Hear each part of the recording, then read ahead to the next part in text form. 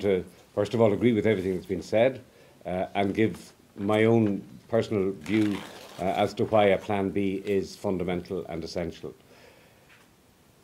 Even before the collapse of the Celtic Tiger, the Economic and Social Research Institute produced a report in which they predicted the dread word recession. It was the first time that the word recession had appeared in an official document in Ireland. Before the ink was dry on that document, 6 public-private partnerships, which were the hope of regeneration for 6 of the most disadvantaged communities in Dublin, were pulled. They collapsed. And in that sense, those communities became the first casualties of the collapse of the Celtic Tiger and the recession.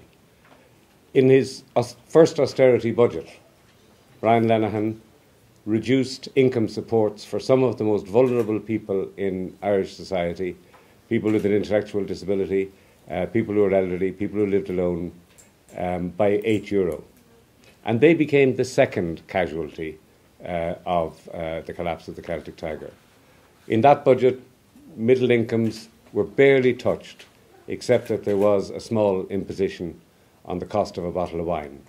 So I suppose wine drinkers became the third victim of the collapse of the Celtic Tiger. But to be serious, what's happened has been that political choices that have been made since the Celtic Tiger started to collapse have all been in one direction. And the consequences are plain to be seen now. Some of the most barbarous cuts that have been made include things like cuts in traveller education, for example, which will have incredible long-term societal consequences.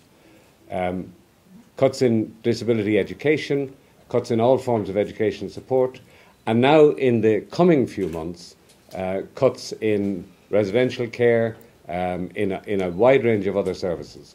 We saw a report at the weekend where beds available for people who are dying, hospice beds, the kind of service that gives dignity to the end of life, cannot be filled because of the funding crisis.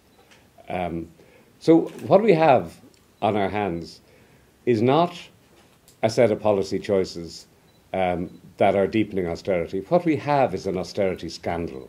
We have a set of choices that have all been in one direction. I'm not going to go into bondholders, and because we'll hear a lot about that. What I think ought to be infuriating all of us and ought to be mobilising all of us is the fact that it is only people who don't have a voice who have suffered in the main from the austerity choices that have been made. One of the consequences is very visible in the area that I work in on a daily basis. There's now 100,000 children in Ireland who live in consistent poverty. And consistent poverty, as Rory said, means that they don't have enough nutrition, they don't have education chances, they don't have adequate access to health care. This is Ireland in the 21st century. We have 100,000 children. Now, we have all been highly indignant at the abuse of children in religious institutions in the past. But we are abusing children today by condemning children to live in poverty and by making policy choices which will drive that poverty up. We are as guilty in many ways as any society that presides over the abuse of children in closed institutions. Now is the time for this reason. There's a process that starts at this time every year, and you saw some of it in the papers at the weekend, some of the sabres being rattled about tax and social welfare cuts and so on.